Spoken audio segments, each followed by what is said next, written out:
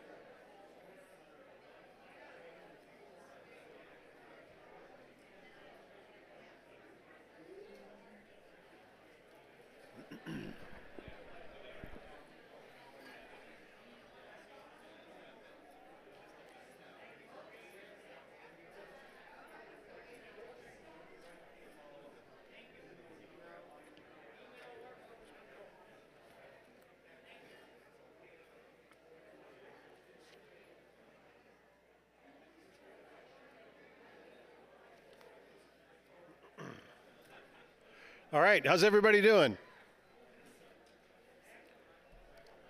How was lunch? Well, good. Come on in, folks. Come on in, grab a seat.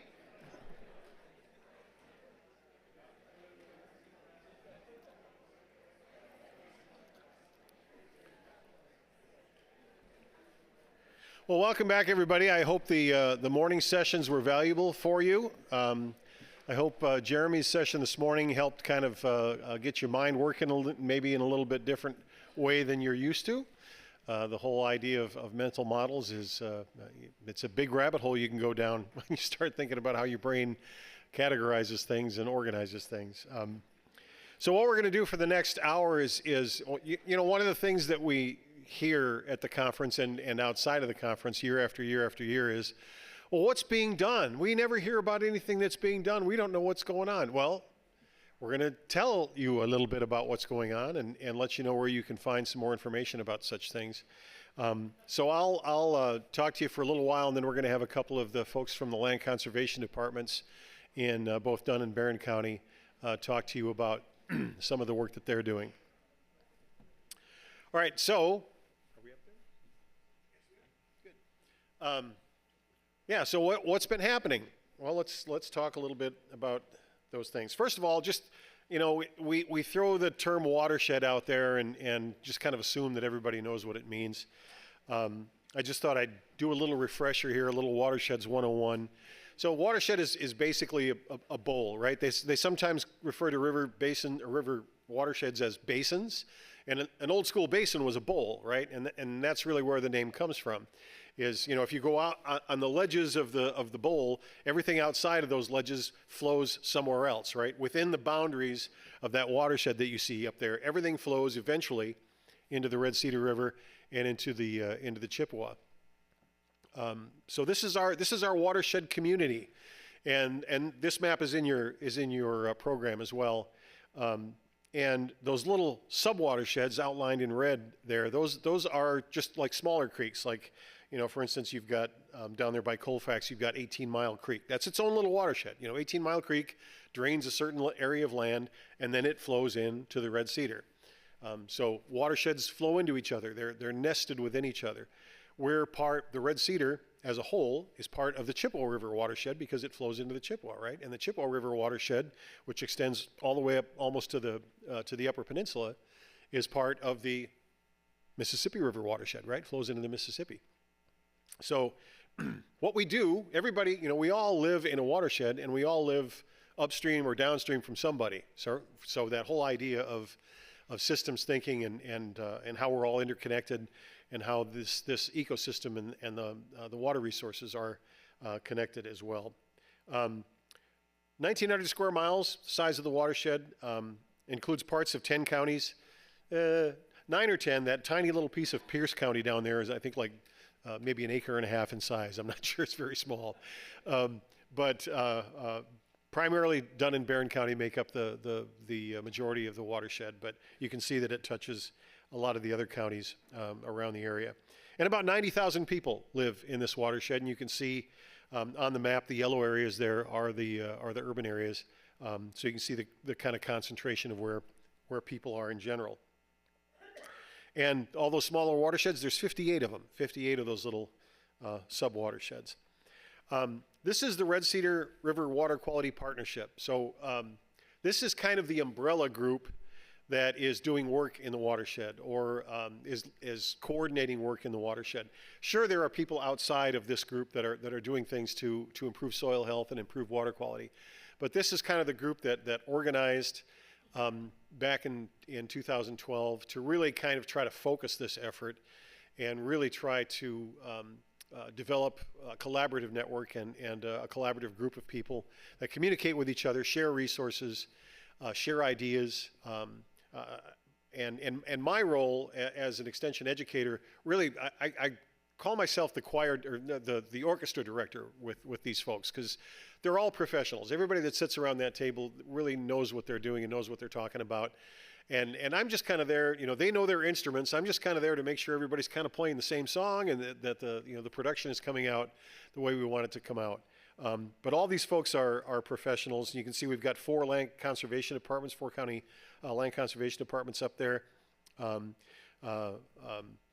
Farmer-led group, the Farmers of Barron County. There are producer-led watershed groups in the state. We could talk about those for a while, but they're funded by the State Department of Agriculture. They get a grant to basically organize as farmers within a particular geographic area and use state grant money to pay each other or pay people that are participating with the farmer-led group to try different practices. Incentive money for them to try different things. Hopefully those things are geared toward improving water quality and improving soil health. So the Farmers of Barron County is part of this group as well. There are 2 other farmer-led groups in the watershed in Dunn County. They are kind of covered under Dunn County Land Conservation and also Farmers Union. Tara Greenman was facilitating one of the sessions this morning, and she works with some other farmer-led groups in this part of the state as well. City of Menominee's there. I did want to say something about NRCS. Is John still here? It doesn't look like. Oh, there he is. I'm very grateful that John is here. I don't know if you folks know this, but NRCS people are getting laid off in large numbers. I was just at a conference over in Green Bay last week, and a lot of folks that were from the federal government that were supposed to be there weren't allowed to be there. So we probably have some folks that usually come to this conference that aren't here today. So the fact that John took some personal time to get here and put in some time with us is very much appreciated. And and please think about that. I mean, we have a lot of federal employees who have been working on natural resource issues that are not federal employees anymore, and it's going to hurt efforts in many ways. It's very frustrating. Landmark Conservancy, basically a land conservation organization that helps people work on easements. 3M is part of this group. 3M used to, a lot of the land, I think about 250 acres around their plant in Menominee, they used to lease out for farming. They stopped doing that a couple years ago, and now they're planting some of it to natural vegetation, which is great. It's going to help a lot with runoff from that area, so 3M is a great partner. UW Stout, of course, we can't thank Stout enough for hosting this event and helping us put it on, and all of the research that is done at Stout around the Red Cedar, and of course the Lakes REU program, which Tina talked about earlier today. All kinds of good stuff. Stout does all kinds of good stuff in regard to the work that we're trying to do. And we got several lake districts and associations, the fairly new Tainter Lake District, DeSera Lake Restoration, Red Cedar Lakes Association farther up north, the Chetek Lakes Association, Farmers Union I mentioned, and then UW Extension. So really what we're going to take this next 50 minutes or so to talk about is what are some of these groups doing, what are some of the accomplishments that have been happening over the last year especially. Well, I'll get to that in a minute. This is just a map. Again, the Red Cedar Watershed is kind of right in the middle of the map there. This is just a screen capture from DNR's Surface Water Data Viewer, and it's showing you the impaired waters in this watershed. So anything red or orange in there is an impaired water, and you can see pretty much the whole Hay River is there. The Red Cedar below Chetek is there. You can see a lot of other little streams and creeks there. A lot of the bigger lakes, the Chetek chain, Tainter and Mahnomen, of course, down here. Big Chautauqua, Red Cedar Lake, that's Long Lake way up on the top there, Bear Lake, Rice Lake, all these water bodies are considered impaired by DNR. So we have water quality issues in this watershed, and you can see, you look at the watersheds around us there, and we're not unique in that we have a lot of impaired waters, but we certainly have our share. And we seem to have more impounded lakes that are impaired than some of the surrounding watersheds do. That map also is in your program. I just thought I'd throw it up there again for folks to look at. That's a land cover map, just kind of basically showing you that the very northern reaches of this watershed are pretty much kind of Northwoods kind of environment, forest and lakes. And then as you start to drop down a little further south, it turns into ag land. All the yellow and orange there is all ag land. So let's talk about the Red Cedar Water Quality Partnership a little bit. Started meeting in 2013. This is a statement of identity and purpose. It's pretty long, but I do want to read it. The Red Cedar River Water Quality Partnership is a civic organizing entity that works for the common good of water quality within the Red Cedar River Basin through the practice of civic governance, whereby the partners develop the civic imagination and organize the civic infrastructure needed to produce sustainable water quality while coordinating the implementation of water quality strategies for the basin. You see that word civic in there quite a bit. And really, what the idea behind this organization is we don't necessarily have the power to make laws. Some of us have the power to enforce laws. Some of us have the power to provide assistance to those who are trying to comply with laws. But really, what we're trying to do is work as a community and bring the community together and produce the community capacity to affect change. And some of that might be that we affect decision makers. One thing that always comes to mind is my job was threatened in 2014, I think it was, when some budget cuts were coming down from Madison. I was going to lose my funding, and I said to the partnership, I said, well, I might be gone by the end of the year. And Paul O'Liberty, who's here, looked at the table and he said, well, who around the table wants to take over Dan's duties? And everybody just kind of sat on their hands. And Paul said, well, then what are we going to do about it? The mayor of Menominee, the board chair at that time, Steve Rasmussen, Dan Prestabach, who was land conservation director at that time, several people, I think Dick and Ron, Dick Lamers and Ron Verdon all called. At that time, Sheila Harsdorf was a representative from this area, and she was on the Joint Finance Committee. And they called her up and said, these natural resource educators with extension, we need them. She put the money back in the budget, and it was approved. That would not have happened had it not been for the people around that table putting pressure on a legislator to fund. At that time, there was about 4 or 5 of us that were going to lose our positions. So we have the power. When you get together and organize and put pressure in the right places, you have the power to make changes, and sometimes big changes. So keep that in mind as we start having those discussions this afternoon. So let's talk a little bit more about the partnership. The major role is to implement the water quality strategy for the Red Cedar. This water quality strategy was written in 2015 and approved in 2016. It's a 10-year plan, so it expires at the end of next year. So we are in the process of starting to write a new plan. I think Tom Quinn is still here somewhere, isn't he? Tom, are you still around? There he is. The title for this plan came from Tom Quinn when he was representing Farmers Union on the partnership. A river runs through us. That came from Tom. It's a great title. As I said, it's expiring end of next year. Basically, the plan defines water quality issues in the watershed, proposes solutions, and kind of draws out how we're going to try to address those issues. And those solutions include a lot of the stuff that you are aware of that people talk about. Soil health, regenerative ag practices, which include cover crops, no-till, grass waterways, managed grazing, all those kinds of things, as well as those of us that don't live on a farm. We put rain gardens in our yard. We manage the runoff coming from our lakefront property that runs right down into the lake. Make sure septic systems are working the way they're supposed to, all those kinds of things that need to be done. And as I said, the process for updating this plan is kind of already underway. A couple of graphs I want to show you, just a little bit of data. This is phosphorus measured in the water column in the river below the dam in Menominee. DNR has a permanent site set up below the dam where they measure phosphorus in the water column. You can see back in the early 90s when the original research done on the watershed that kind of really told us what was going on. It's called a TMDL. For those of you that want to know what the acronym is, look it up. But that information said, okay, here's where things are right now in the early 90s. You can see that phosphorus kept climbing and kept climbing, plateaued there in about 2010 or 2011. I got here in 2008, so shortly after I got here,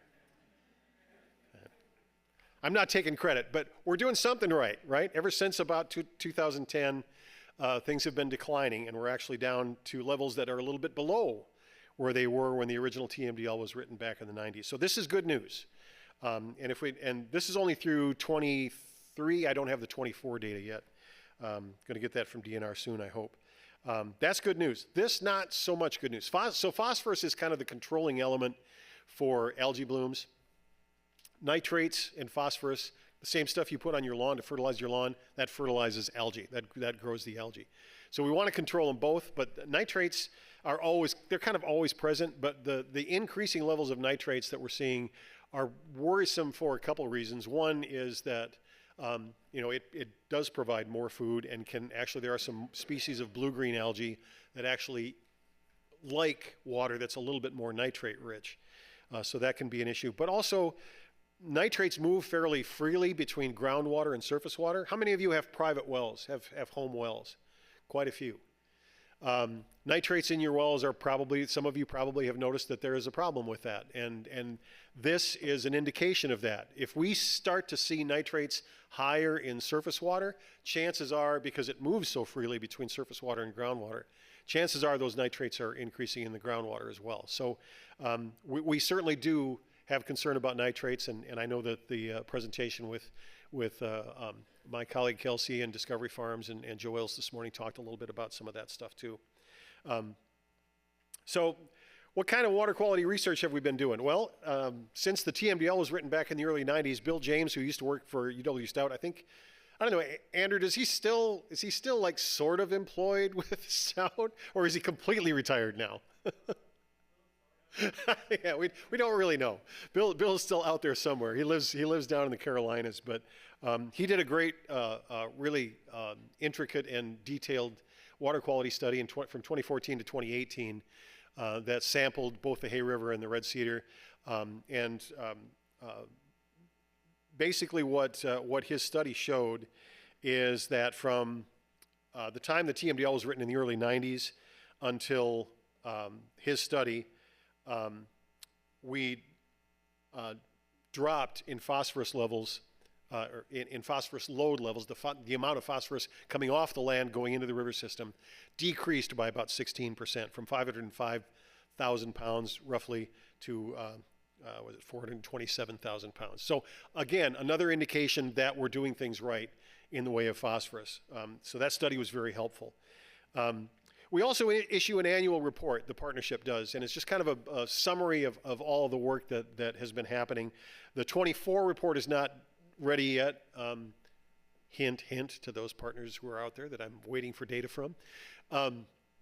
But from the 23 report, we can report on some things that were apparent from 2023.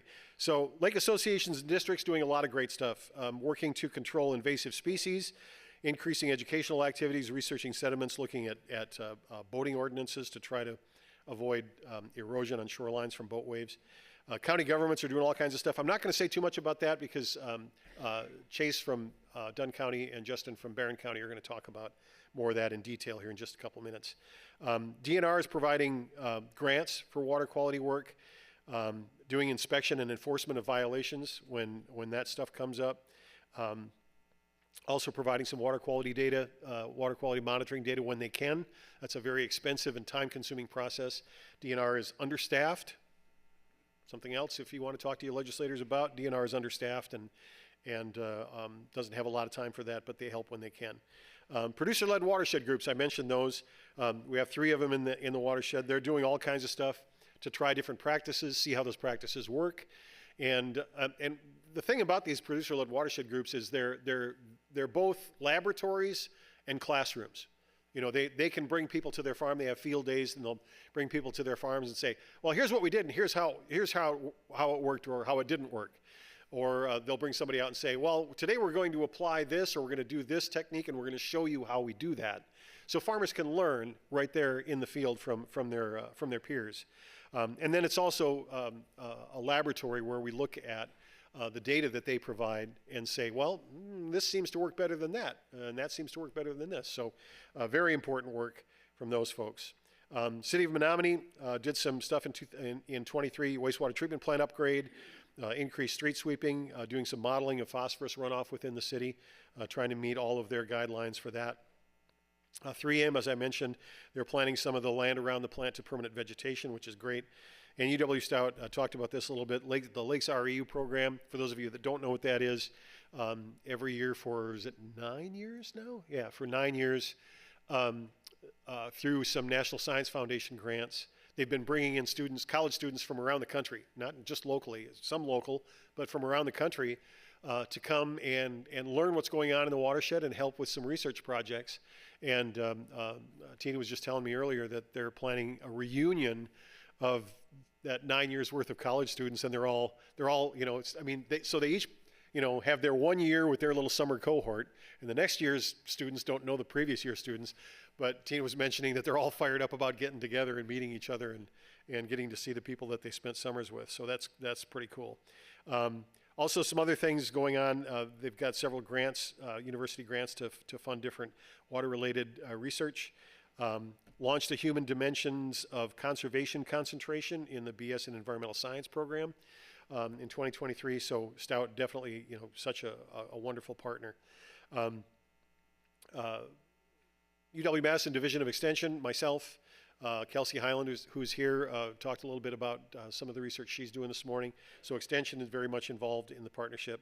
And just some load reduction numbers. I mean, this is a deceptive number because this is just a number from 2023. This is just a number of the things that we know have been cost shared.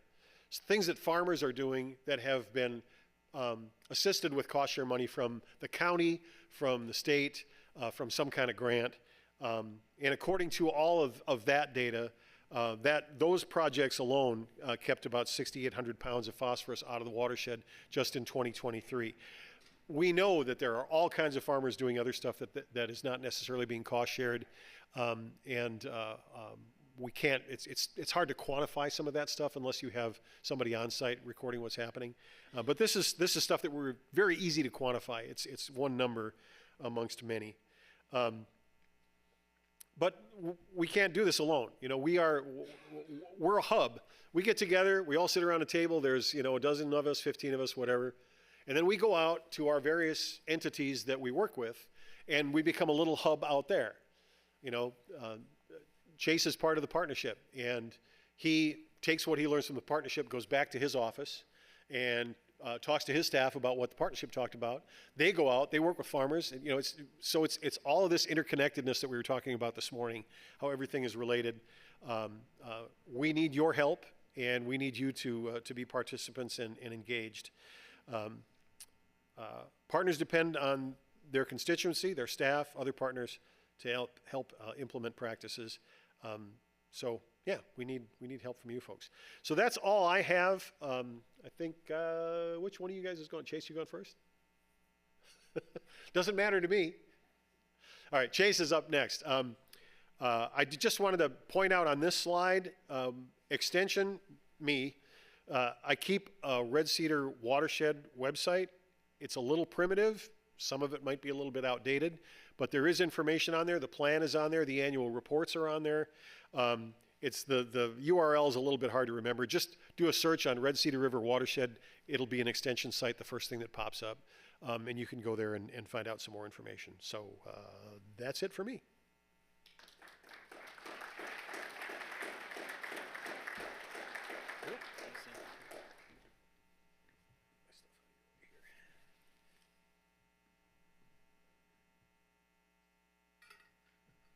it up there? Everybody can see it? All right. Hi, everyone. My name is Chase Cummings with the Dunn County Land and Water Conservation Division. Hopefully that I can engage you enough to overcome your full bellies of food, and we can stay awake through my presentation because there's a lot of good stuff to happen yet today. So Dan set up a really good setup for me and for Justin and Barron County to kind of talk about other activities that are happening in the watershed.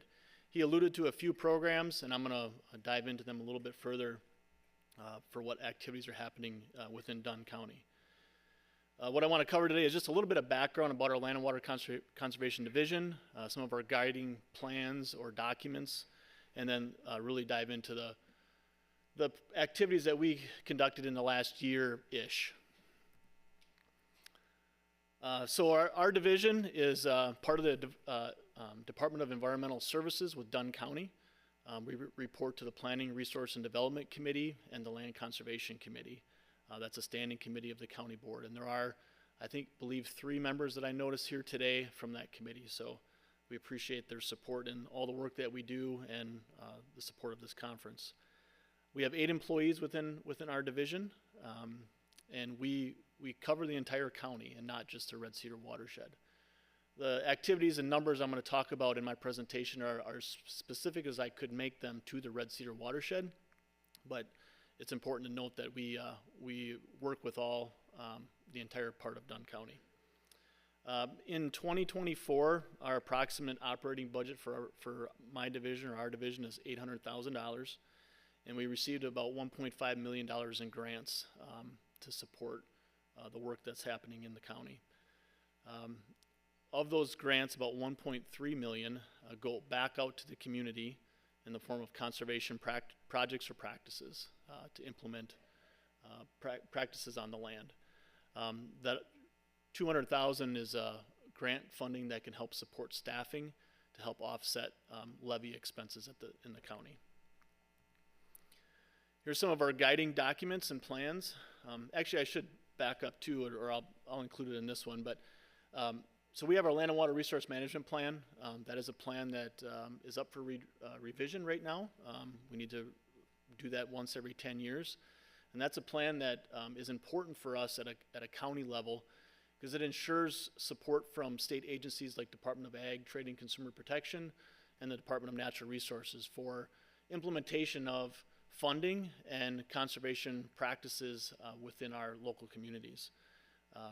Some of the other documents on here, Dan referenced the one that really brings us here today with the Red Cedar 9 Key Element Watershed Plan.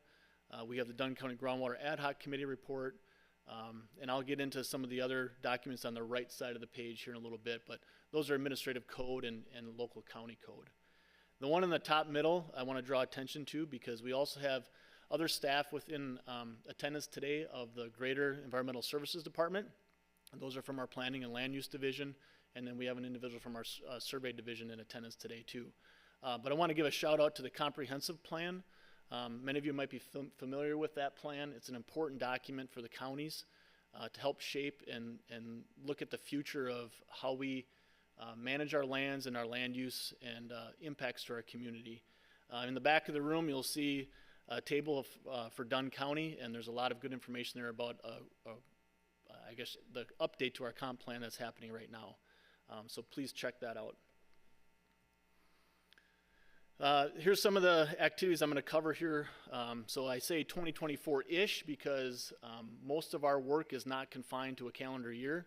It spans over multiple years depending on grant cycles, depending on funding sources, depending on relationships that need to be built in order to ensure that practices and land use change is actually effective. So I'm going to cover a little bit of our water monitoring. I'll talk about the Red Cedar Demonstration Farm. We have an equipment rental program. I want to spend a little time talking about ag performance standards and how those are implemented within the county.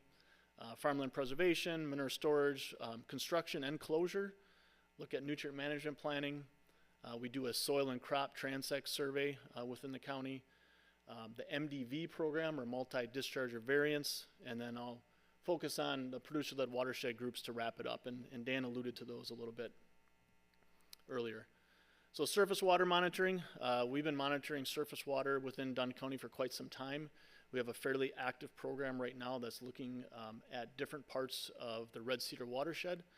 We are in a close partnership with Department of Natural Resources, stream biologists to select sites within the county. And we as Dunn County employees, or at times we are able to have volunteers within the community help monitor our surface water. We're looking at total phosphorus primarily in a lot of these areas. Heather Wood is in attendance today. She's our water resource specialist within the division. She leads this program, and we think it's important to assist where we can in keeping monitoring going. That way we can help track whether the activities we're implementing on the landscape are actually working. We also have a groundwater monitoring program. This is a countywide program. It's been ebbed and flowed over many years, but in recent history, 2023 through now, we've had a nice source of funding through American Rescue Plan Act funding, and the county board has helped direct those funds to provide a private well monitoring program.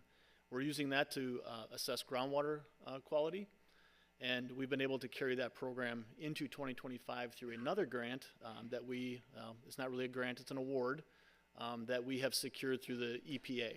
I know there's a lot of tension around that right now, but we have that money in hand, and we're able to continue to do private well monitoring for 2025 and hopefully extend that into future years.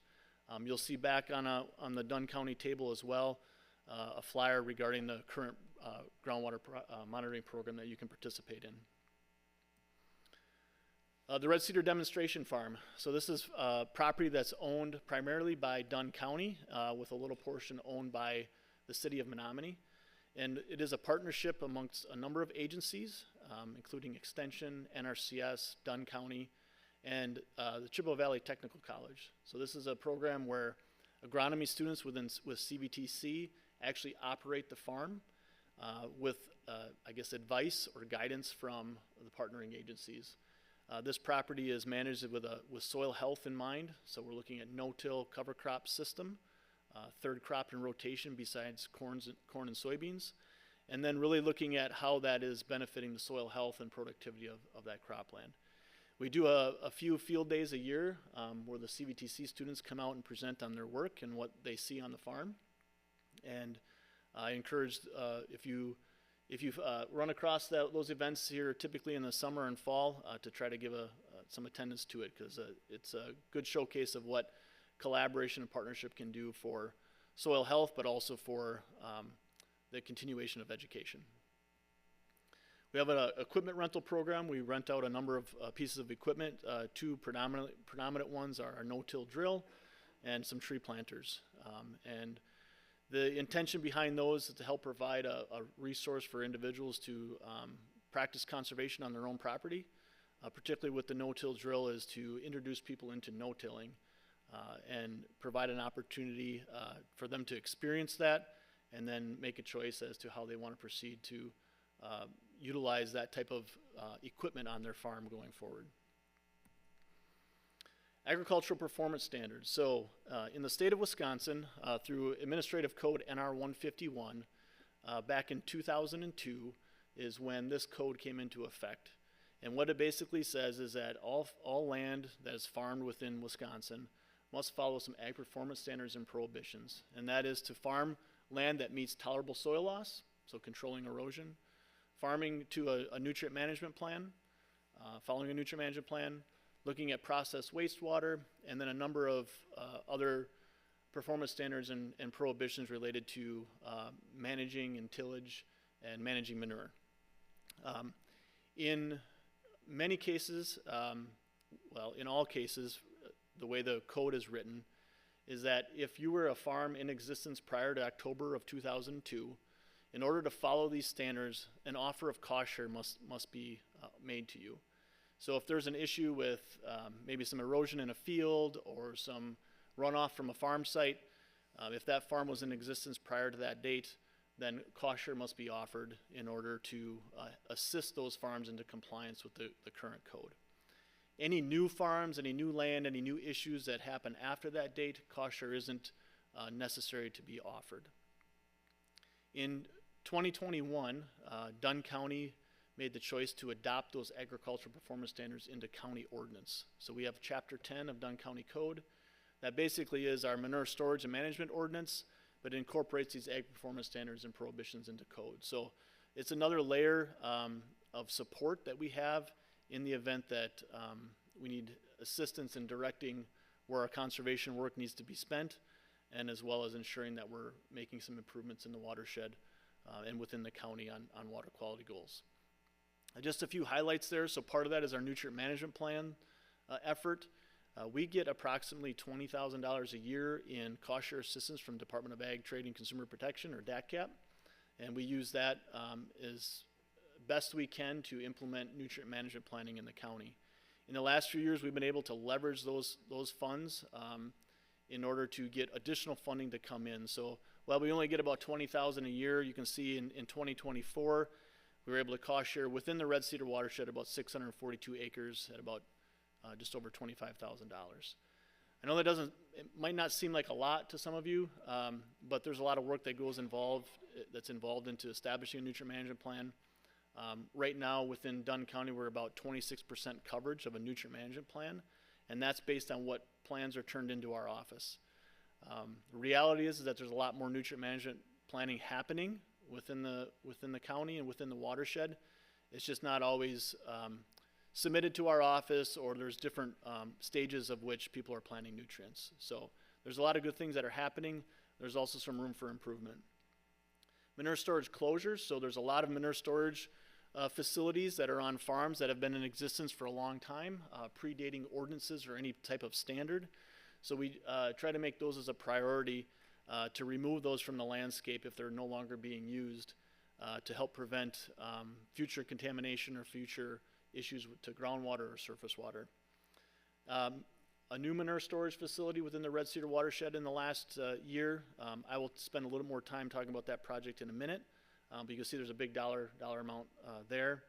And then just through our implementation of our ordinance and our farmland preservation program, that is a statewide program that landowners can participate in if they meet certain eligibility requirements, follow soil and water best management practices. They can claim a income tax credit for the land that's enrolled in that program. We typically conduct anywhere from 20 to 35 on-site reviews of farms every year, and as you can imagine, those aren't just go out and say hi and bye. There are long-form conversations, many hours spent building relationship with landowners to ensure that we're continuously improving where we can for water quality and for productivity and profitability of farms. I'm going to go back to that new manure storage structure. So this was a situation where we had not always, but in this case, a very cooperative landowner that had a problem. And this was a manure storage facility that was in existence for a long time. It had reached its end of life and it was difficult to manage to the point where it was overtopping. It was potentially causing problems to groundwater and through proximity to bedrock, and it also had certainly some discharge issues to surface water. This is in the Red Cedar Watershed. Part of this process is to make that offer of cost share, and as you can imagine, the way the price of things are these days, construction of projects like this are not cheap. So this total cost in this project was about $1.6 million, and this was to abandon the old manure storage facility and replace it with a manure storage facility that was meeting standards for water quality and also was assisting in keeping that farm in business. This was something that we weigh very heavily on when we start to consider taxpayer funding into assisting farms to get into compliance, is making sure that we understand the goals of that farm and the longevity of that farm. And we felt in this case that it was important to weigh out those water quality impacts with the future of the farm and pursue this notice of discharge grant. We partnered with a number of agencies on this. Department of Natural Resources is the funder on this through a statewide program. Currently, that program has about $1.7 million for the entire state. Back in 2023 and 24, that funding was less than that. So as you can see through our NOD grant, just shy of $800,000, we took almost the majority of that money in the state and put it back into Dunn County and into the Red Cedar Watershed. But there was other federal assistance on this project, and I will say that the majority of these projects will not happen without the assistance of federal funds such as EQIP and through our NRCS office. They're just too expensive to cover on a landowner by themselves or to provide cost share funding from other sources. As a result, based on the reporting that we could gather by the elimination of winter spreading, so if this manure storage was not there, this farm would have to winter spread their manure daily. And by having storage, we eliminate that risk, and we reduced, our estimate is about 2,355 pounds of phosphorus by doing this. And this is not counting in any other potential loss of phosphorus prior to the new storage, whether that's, special events for overtopping that may be discharging or discharges to groundwater. We also conduct a soil and crop transect survey every year. This has been going on since the late 90s, trying to be as consistent as possible with making sure we understand where production is at within the watershed from crop production, but also soil loss. There was at a point in time, we wanted to achieve T by 2000, T being tolerable soil loss, and 2000 being the year 2000. And every soil type in the country, and as we speak about the Red Cedar Watershed, has a unique tolerable soil loss, where we're considering that soil can erode at a certain rate and still be productive and can be managed in a way that can be beneficial. Now, you might think, well, erosion, how can that be tolerable? You're right. It isn't always ideal, and there's lots of ways to improve that through soil health practices and some other conservation efforts. But the way the rules, the law, other factors at play, we're always trying to make sure that we can shoot for at least getting to tolerable soil loss with the hope for continuous improvement. But in general, within the Red Cedar Watershed, we have about 450 data collection points. About 29% of our watershed within Dunn County in the Red Cedar is corn, 30% soybeans, and about 29% hay. So 30-30-30 is what it was in 24. We have a note, farms running. Really?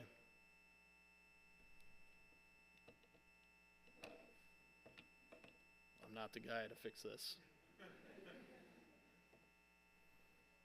If I could ask some help, I would just keep blabbing. But I'm not sure what some of this stuff is up here.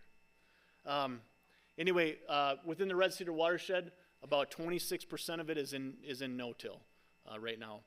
Our average tolerable soil loss, so that T I talk about within the watershed, that is 3.9 tons per acre per year. And based on our assessments on the points that we look at, we are eroding, our soil loss is about 2.5 tons per acre per year. All right, there's another slide up there that you'll see in a minute. But it's talking about the multi-discharger variance. So the MDV is what we refer to it as for short. That is a system that's established in the state of Wisconsin right now, where point sources, so wastewater treatment facilities, can pay for a variance. Come on up.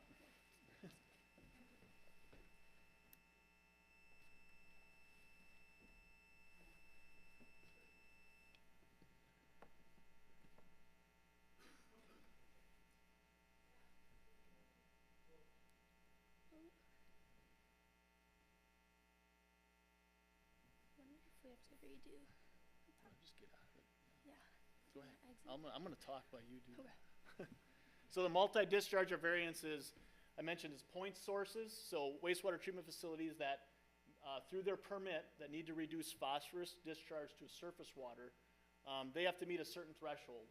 And sometimes that comes at an extreme high cost, millions of dollars to build tertiary treatment or upgrade wastewater treatment facilities. Working now? All right. Thank you. It's okay, Justin. I got the kinks worked out for you when you're up next. So instead of spending millions and millions of dollars right at the drop of a hat, municipalities or facilities can plan for that, work on funding for that. In the meantime, they can pay for phosphorus reduction in a non-point setting, so all the work that's out on the landscape. So since 2023 through 2025, we've had approximately $26,000 in revenue from municipalities up in the watershed that comes into our office, and we can use that funds to reduce phosphorus in the watershed through the installation of buffers, grass waterways, other critical area establishment, and practices like that. We are able to use a portion of those funds to help support our monitoring effort, so in surface water monitoring as well. And coming near the end here, just want to touch on and cover our producer-led watershed groups. So Dan mentioned this in his presentation. We have two farmer-led watershed groups in Dunn County, one of them being the Hay River Farmer-Led Watershed Council. They have been in existence from the beginning. They're one of the first 4 watershed councils in the state of Wisconsin, and they're quite viable today as we speak.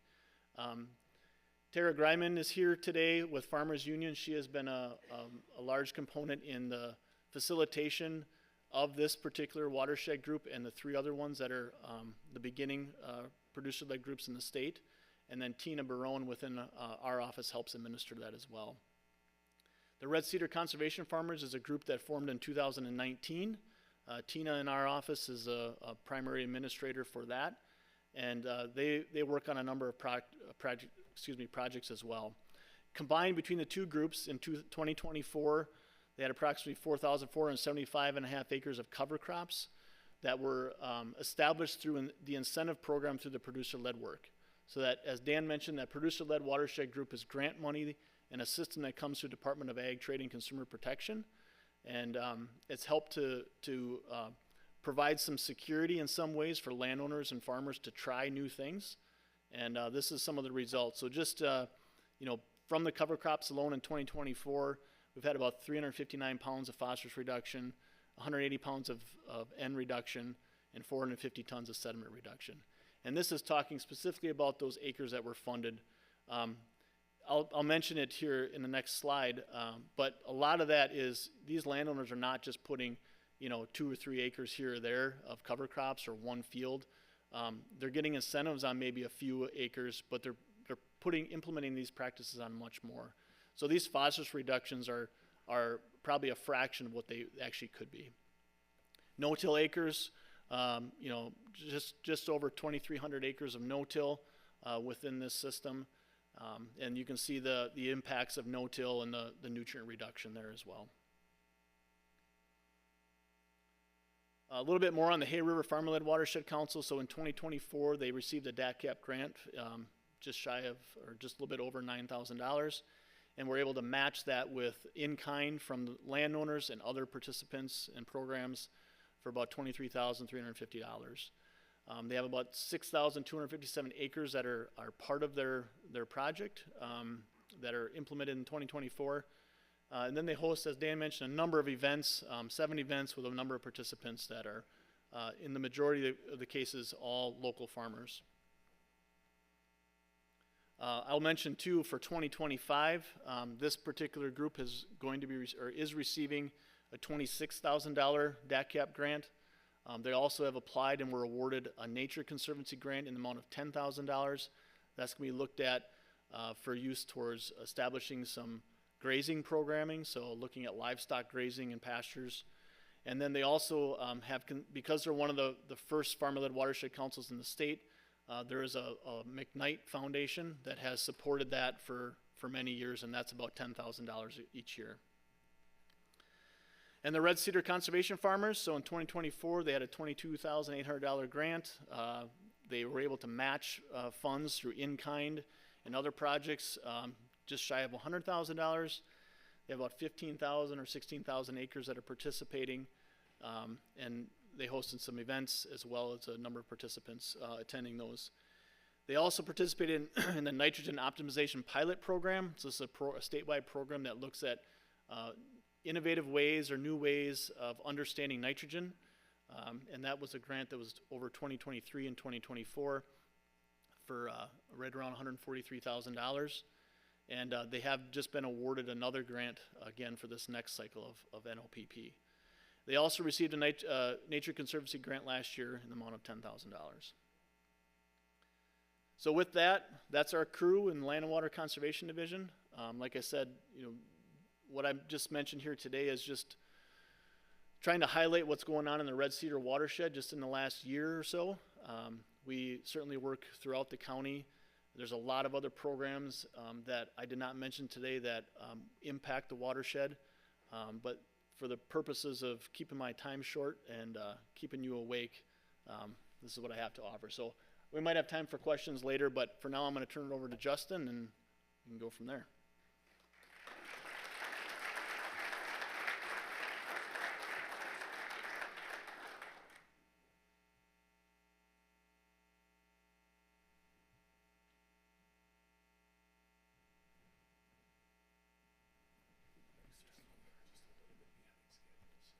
Gotcha. No, that's fine.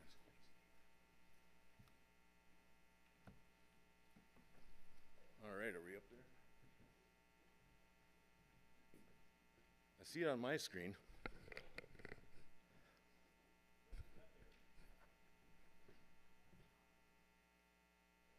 Dan, I might need a hand here. Oh, all right. All right, I'll go back a slide. All right. My name is Justin Everson. I'm the conservation planner in Barron County. I've been there since 2005. And basically, Tyler told me last week, he says, I'm going to be gone. I'm going on vacation. So I'm hoping you can do the slideshow for me. You'll probably be in a breakout session somewhere. And he gave me the slide presentation. There were like 6 slides, no text. So lucky for you guys, I made it a lot better than what you would have seen had Tyler been here. So, and I can only say that because I know he's having a great time right now on vacation. All right. So here's our county. We're square. The reason I have this slide on there shows our zoning layers because farmland preservation for us is a really big driving force in how we get out on the farm, how we get compliance on the land. It's a really nice carrot to offer someone in order to do those compliance things because there is a cost involved. So all the light, kind of the tannish yellow color there, those are all Ag 1 acres, and those people by signing up for farmland preservation can receive $10 an acre for meeting compliance.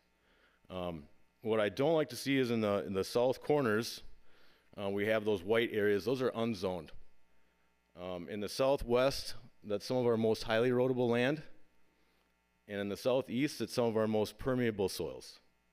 So it would be very nice if we had a little bit more tools to get on those farms.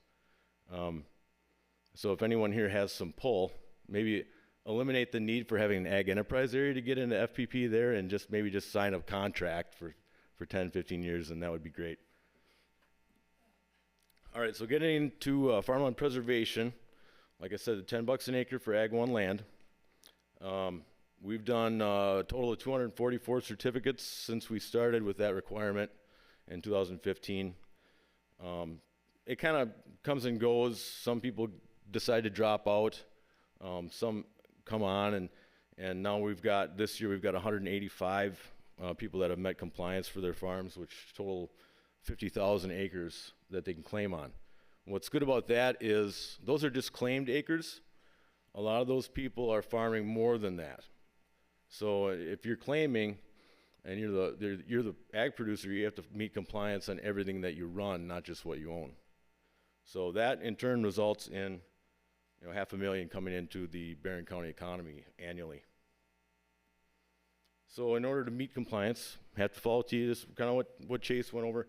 I'm going to keep this brief because he discussed most of this in his presentation, which is great because I have a lot of pictures and Chase got to handle all the technical things. Tyler had this map on here. I should have had him turn that water layer off because it kind of makes it a little busy, but it also looks like we do a lot, with all that on there. And we really do. So we've been pushing cover crops really heavily in our county, and it's making a big impact. through using Cropscape and reporting, we've got roughly 12,500 acres in cover crops. What's great to see about that is it seems like every year it's growing. We cost share on roughly 800 acres annually through our cost share program. And we kind of use it as a gateway program where we don't cost share on a ton of acres. We can sign somebody up for probably 40 acres max, but we do that on a limited basis. So we're doing it for maybe 3 years, and by the end of 3 years, we feel that they've kind of realized the benefit of covers and they continue to do it on their own. And that's what we're seeing, because we're still seeing more and more covers all the time. All right, just going on some other practices here. A basic waterway that's in need of repair. Here you're seeing a lot of particulate phosphorus that you're going to be losing off of this site, as well as soluble. Finished project, all right? So you go in there and design the waterway, lay out the filter fabric, and voila. Now this is a field here that we've had issues with over the years, and it was one of those producers that really didn't want much involvement with programs or anything. But it took an event like this to really have them decide that, yeah, I need to do something here. Over time, that road ditch had filled in with sediment. It just didn't have any capacity, and when that snow melts, the water's just going to rip up the field. So that's the finished results here on this field. This farm had over 8,000 feet of newly constructed waterway, which is pretty substantial. The reason we got our foot through the door in here with this guy, he wasn't involved in any programs, but he received manure from a CAFO, and if anyone is familiar with those rules, CAFOs cannot apply manure to fields that do not meet T. So that was our way of getting our foot in the door with this guy. He didn't want to lose that nutrient source. And this is the following year. And it's held together quite well. Same farm, before, during, and after. And look, this field is not a highly erodible field. It doesn't mean it's not going to erode. So just because something is non-highly erodible doesn't mean it could be a problem if it's left open. Under construction, and then the finished project. All right, and this is, if you're wondering how we got that filter fabric laid out, this is George Edmonds, who basically fabricated this machine. He saw the need for it and built it in his shop, and over the years he's made improvements to it, and it works quite well. All right, as far as manure storage closers, 13 last year, 370 since 70 that have been constructed. We have 111 active, 49 idle, 23 earth in line, 7 pending for this year, and 170 closed, totaling 60 acres. This is real classic example of a pit that needs to be closed. It's not being farmed anymore, not being used, and you can see some definite seepage along the outside there. During that process, you basically dig them all out, all the way down to the bottom. You break up that concrete, make sure there's nothing that got underneath. Luckily, for the most part, once you get that liner out of the bottom, you sample that soil and you can tell if it's had manure seep through or not. And this one was clean underneath. This was more of a side seepage problem. So then that is land applied to get rid of that material safely where a field might need some phosphorus. And the finished project, someone who didn't know any better wouldn't even know there was a pit there. And we no longer have that out in the landscape as a potential risk for groundwater contamination. All right, something else in our county. As Dunn County has a demo farm, we also have one, as well as the Farmers of Barron County Watershed Group has one as well. So it's just an opportunity to get people out on the site and kind of show them things that they wouldn't necessarily feel comfortable trying on their own farm. So we're going to kind of push the envelope on what people will try. I mean, we want to show that we can still be profitable while using best management practices, no-till cover crops, and see how much we can reduce our need on commercial fertilizer. So one of the things that I really want people to try doing is we have a hard time getting cover crops after corn grain. So I really want to see if we can get some producers to apply rye with their urea when they do that second application of urea. Because in order to get someone to try something like that, you would either need an interseeder or a broadcast over it. And if you apply it with your urea, you're not adding an additional trip. You're not adding additional equipment needed.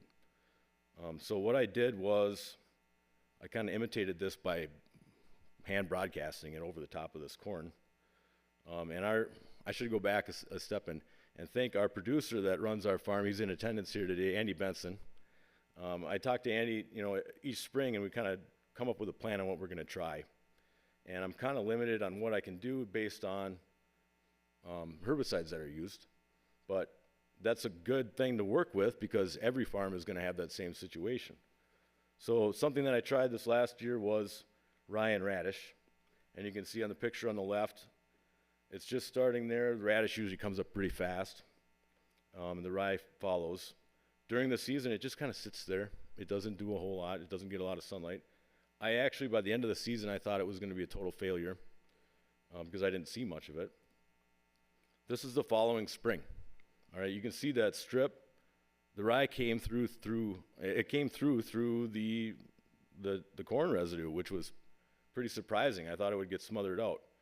That's actually enough where you could consider planting green with soybeans into that, which is big because nowadays we're talking about planting soybeans earlier and earlier and before corn. And if you can get your soybeans in the ground a couple weeks earlier, you're talking potentially a bigger yield. So along with that, pushing cover crops, as well as a demo plot, I like to try to get people to try things on their own farm. So I worked with a producer by Elmina who went with planting Austrian winter pea and barley following snap beans. In Barron County, we have a lot of snap beans, which are good and bad. They can have a little more soil erosion, but they also allow for a longer growing season for your covers, all right? So we did a biomass sample. I'm going to breeze through this, but the number I want you to take a look here is the amount of nitrogen that was in that sample. I was blown away by 143 pounds out of that Austrian winter pea. So what we did then next, we decided to do a nitrogen application trial with it and limit our nitrogen. I did a pre-plant test and it showed 50 pounds available. So I thought, well, that's too bad because the biomass sample showed 140. What was happening was it wasn't broken down all the way. There was a lot on the surface yet that was being tied up. So we did a pre-side dress test, and the test came back showing no additional N needed for corn, which was pretty awesome. So you can see a noticeable difference, and these are why I like on-farm tests, is you can see the difference. All right? So 50 or 100 pounds of side dress urea, that's 46 pounds of N. Most people try to get closer to 180, maybe up to 200 to produce corn. That 100-pound side dress urea in the middle yielded 230 bushel per acre. Full disclosure, this wasn't last year, it was the year before. But still, the 200 side dress urea was in that 160 to 180. All right. He had another field on his farm where he had 200 side dress urea on corn with no cover crop, and it yielded basically the same or a little worse than the 50 pounds of side dress with a cover crop. So when I push cover crops on farm, I don't talk about watersheds and I don't talk about the environment. I talk about your pocketbook and your yield because that's what matters most. I'm not saying farmers don't care about the environment because they do. All of them do. But the best way to get, that I've found, conservation on the ground is to make people profitable with conservation. And it's very possible. Another program I want to talk about here is the MDV program, which is our field border program. This is basically just a border gully. Look at the yield maps. These edges where we have the borders are compacted. You get poor yield on it, but they receive the same amount of fertilizer, in some cases more, because of overlap when you're making your turn. This is a finished product. We've got our field border established wide enough so that the equipment can come out, make their turn, and go straight back out. keeping your rows perpendicular to the slope so you have less erosion. That's what it's all about. And I just wanted to end with this last slide. Something new in this last year was our new lakeshore position, Pat Brown. Pat, why don't you stand up? You're not getting out of this without, let's give Pat an applause.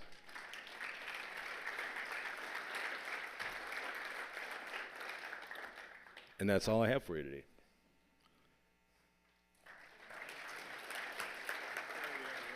No, that's all right. That's all right. I suppose I can log out of here.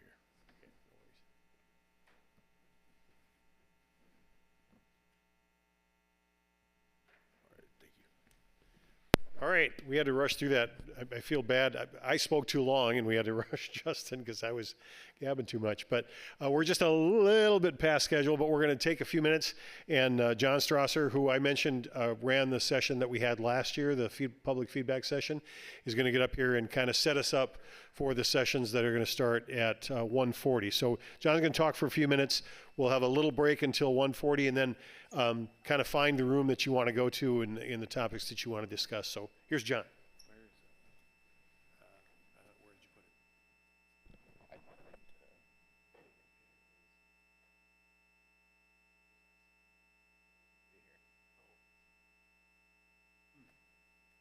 Do you have it on flash drive? I don't have it on flash drive right now. I have it on my phone. Take a break now and then get it pulled up. Yeah. All right. We need to load a presentation on here, so give us just a few minutes. I sent it to Scott. He said he was going to put it up. Okay, I'll work that.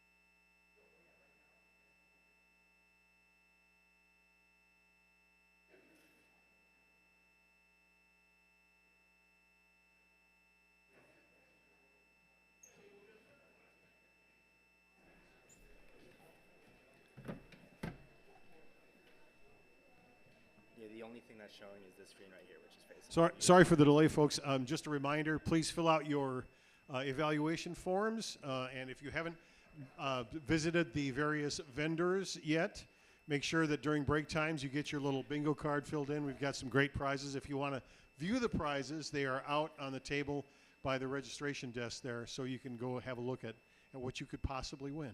So, yeah, we're just getting John's presentation loaded up here, and we will be ready to go momentarily. Thanks for your patience.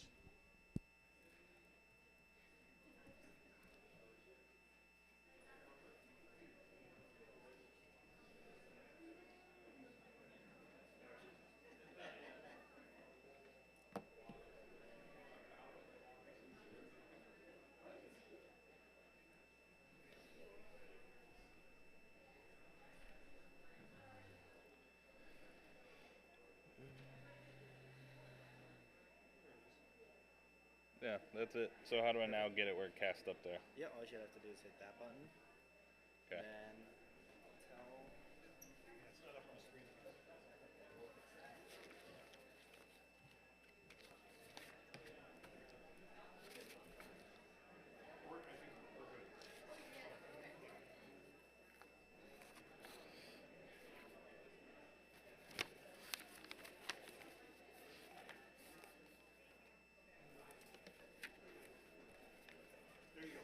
All right. All right. I appreciate people bearing with us there. Scott with UW Stout has been the man behind the scenes here doing a lot of the coordinating, so a lot of slide decks and stuff to move through. I have been fortunate to be working in the Red Cedar Watershed for coming up on 2.5 years, and have had a chance to meet with a lot of great, fantastic people. Really want to recognize, we've had a grant project here, and one of the co-principal investigators with myself is Dr. Tina Lee, and I've really enjoyed working with the folks at Stout, folks in Dunn County and Barron County. So this is, I really want to start with a shout out there. When I was driving over here, I was thinking about my first experience with a watershed, and Jeremy's talk started talking about his experiences as a child in Langlade County. When I was a young boy, I lived in Memphis, Tennessee, way down the Mississippi River, and my family would come up to northern Wisconsin. We'd spend summers in Vilas County, and I remember when I take the last look over our dock and leave Vilas County, I thought, when I get home, maybe I'll beat the water home. And I always thought about how the water travels. Hopefully my dad drove fast enough to beat the water home. If not, we might have been walking. But I think about that interconnectivity as a watershed, and has carried over to my work, where I'm really fascinated in how land uses change and how societal processes evolve. And in my research, I've done a lot of work on agricultural land, and it's kind of fitting before with Dunn and Barron County presenting on all the things they're doing. And I think sometimes, working on agricultural issues can be so frustrating, because they just went on for almost an hour saying we're doing this and that, and yet we still have pretty major challenges in front of us. And so it feels like, man, we're trying our darndest, and yet it's still a lot. And what I have found in my research is it's not a lack of individual effort, but there's this interconnectivity and scale that influence what happens at a localized level. And Jeremy talked about system level thinking, and I wrote down some of the rules that I think have impacted my research a lot. And this systems rule, which is how things can be lumped into a whole. How does a watershed fit into a larger watershed or larger systems? The relationship rule, how does what occur in one place influences what happens in another place? And the perspective rule, this one always hits me. We always assume this is a cornfield or this is that. And I remember I was working on my doctorate at the University of Illinois, and my advisor asked me, Strouser, what was here before corn? And I had moved to Champaign at the time, and I thought, and I was like, I don't even know what was here before corn. And so it just shows your perspective, right, is based on your vantage point, what sometimes us pointy-nosed academics call the perceptible realm. And so I want to talk about that a little bit, and I want to talk about scale and the need for us to come together and address these issues at scale, and how our watershed is being influenced by actors beyond the watershed. And there is power in coming together and saying, we know that other people maybe have visions for the Red Cedar, but we, the people who live in the Red Cedar, have a vision for what we want in the Red Cedar, and this is what we want going forward. And this is what I hope to get out of the breakout sessions that are forthcoming. And so this has been a big thing we've been working on our project. We've had a steering team that came together. We've done interviews, the Lakes REU program. Eva Elbert, we said from around the country. She was from she was in Baltimore, Maryland, and was studying up in Canada. So it's international. And then last year's Red Cedar Conference, we heard from people. I want to talk about the situation on the ground and our goals to get there. The goals are big, and they should be big. We should have clean water in the state of Wisconsin. We're blessed with amazing water resources. We need to steward them. And to get big goals, we have to come together, and this has been the idea of our learning hubs and also the idea of the breakout rooms today. So what are the goals? Two and a half years ago, we sat in the basement of the Dunn County building with a group of people, and I asked, what do you want for the Red Cedar Watershed? And these were the things, and it's probably too small for you to see, but what people said to me is, we want a bunch of different things. We want good schools. We want a place to live that's affordable. We want community cohesion. We want clean water. I'm with you. Like, I think most people are with this. Not too many people are fighting against this. And we found this in our interviews. We found this in various focus groups. And we also saw it in like the Dunn County Health Assessment. The number 2 thing behind access to childcare in the county health assessment is access to clean water. So it's big and it's front of mind. And we are at a nexus point. The watershed plan for the Red Cedar is being redone. The county comprehensive plan for Dunn County is being redone. So this is the time to really stake out a vision. So the situation on the ground, I'm going to go through this knowing we're running behind. Dan talked about this a little bit, and I got the charts from Dan Zur. So nitrates are going in the wrong direction. Let's just be blunt about it. Total phosphorus is going down. That is promising. But I also want to say we have a ways to go. So this is not the time to just pop the champagne bottles and relax. This is the time to double down. The thing I want to convey that is glaring from where I sit as an academic working at the university is the landscape change in the upper Mississippi River Valley on agricultural lands is immense. If you look at the agricultural census data, it's very large. This is not isolated to the Red Cedar Basin, and I want to convey that. And I think what that points to is there's been a structural shift, and the structural shift has serious implications to water quality. And this is not because any single person is a bad human. These are structural things. They are not individual behavioral things. And if we want to reduce the phosphorus runoff into the Red Cedar Basin by 60%, we are talking structural solutions. And I want to convey the magnitude of this, and I think the easiest way to convey it, as I've thought about it, is through the agricultural census. And I want to start with Iowa first, and Iowa hog farming, just to convey you are not alone. This is a big forest within the entire upper Mississippi River Basin. What you're looking in the top chart is the number of hog farms in Iowa in 1982, 45,768. That is down to 5,253 hog farms. To put it in a more localized perspective, there are counties in Iowa that had 300 hog farms in 1982, down to 5. Think about that in a county. Think about the economic impact of that. Think about the cultural impact about that. Think of, man, I like to go have a beer on Friday night with my fellow hog farmers, and you went from having 300 buddies down to 5. A lot less beer to go around. But yet, the number of hogs has dramatically increased. We have almost 9 million more hogs in Iowa. Wisconsin is on a similar path. We've lost 85% of our dairy farms in 40 years. This is a squeeze. That is not the failing of any individual dairy farmer. This is systematic forces that farmers are confronting that really either pretty much pose you with 2 options. You need to get big and take advantage of economies of scale, or you need to stay small and you need to have a specialty that allows you to get a premium price. And so we see that dairy cows have pretty much remained the same, gone down a bit, but we're squeezing more milk out of each and every one of those cows. To bring it closer to home, to the watershed, I went through the egg census data for Dunn and Barron counties, and it tells a pretty dramatic story. We've lost almost 1,000 farms. Our farmland, we've almost lost over 100,000 acres of farmland. This average farm size and the median farm size tells that story of that squeeze. And let me interpret it for you. The average farm size has gone up, but the median farm size has gone down. And what that means is you've seen a bifurcation. You've seen farms either get really big or they gotta get really small. And those middle-sized farms, think of your classic Wisconsin dairy farm, the ones that my family had way back when, and probably many of you who are native Wisconsinites have some relative way back. Oh yeah, they had 50 cows in the red barn.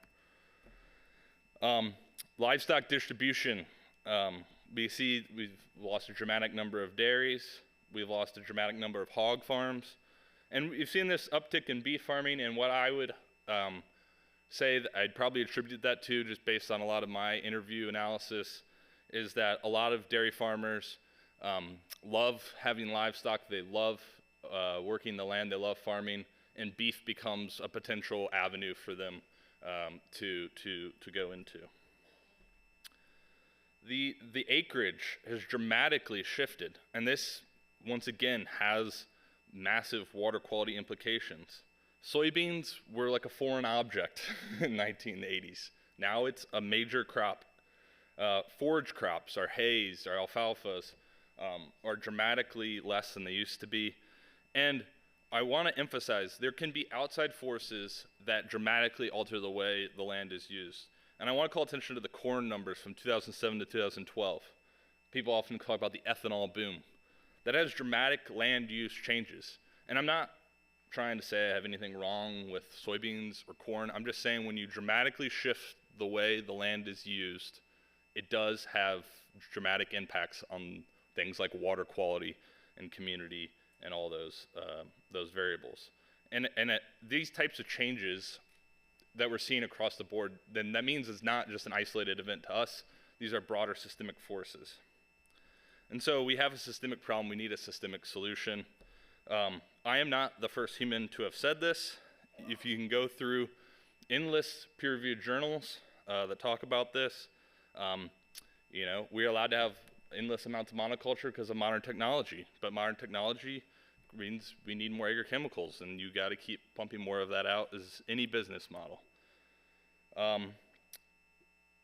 Important barriers to facilitators were structural in nature. Changes to such structures all require transformational actions. This is Mary Hendrickson talking about, and others talking about market concentration and the impact that has on squeezing the ultimate price that farmers get for their labor and their efforts that really squeeze their options. And so as far back as 2017, people have been talking about the need for a systems approach. And this has been written about widely, yet we still overwhelmingly rely on hoping to convince people to make individual behavior changes, or I hope we can get an incentive payment out there. And I don't want to pour cold water on that. I don't want to say stop doing that. We need to keep doing that, but we also need to seriously invest in solutions at scale.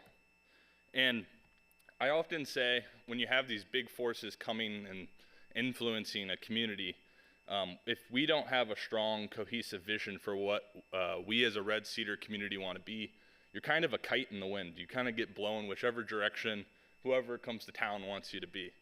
But if we have a strong, united front, a shared vision of what we want, a shared vision of where we want to go, trust in our neighbors. Trust me, I've interviewed so many people, farmers, community members. Your neighbors are not evil people. Your farmers do not want to pollute your water. They are good humans.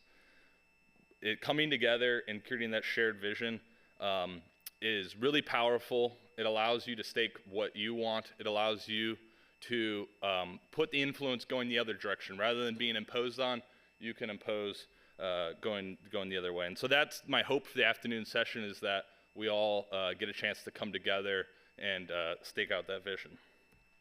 With that, I want to transition to those sessions, and I want to if you're going to be maybe running one of those sessions, maybe stand up really quick. I want to recognize I'm really humbled with all the people who are running these sessions. I really look up to as mentors and bring a lot of insights, and I'm really humbled that they're going to be running these sessions.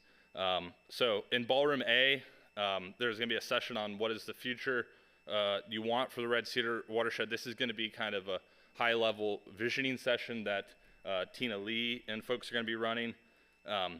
What farming and land management systems attain water quality goals. This is going to be Alex Smith and Dan Zer and myself, kind of trying to use some modeling from Snap Plus in a tool we called Smartscape to try to envision, okay, if we're going to try to reduce phosphorus runoff in the Red Cedar by 60%, what types of land conversions would allow that to happen? Like, let's get an idea of, like, what are we talking about here? What is the role of water and health for the Red Cedar? This is really spawned out of Dunn County, has shown a lot of leadership on their community health assessment of the importance of water quality and health. And that, Chase and Jeff Robb and Lindsay Wyatt are going to be heading that up. Markets and supply chains to support clean water. You can't just tell people to farm differently or do something differently without giving them a real market pull that rewards them not only for their conservation but for their labor. All too often our farmers are not properly rewarded for their labor, and that's maybe just as much of an issue.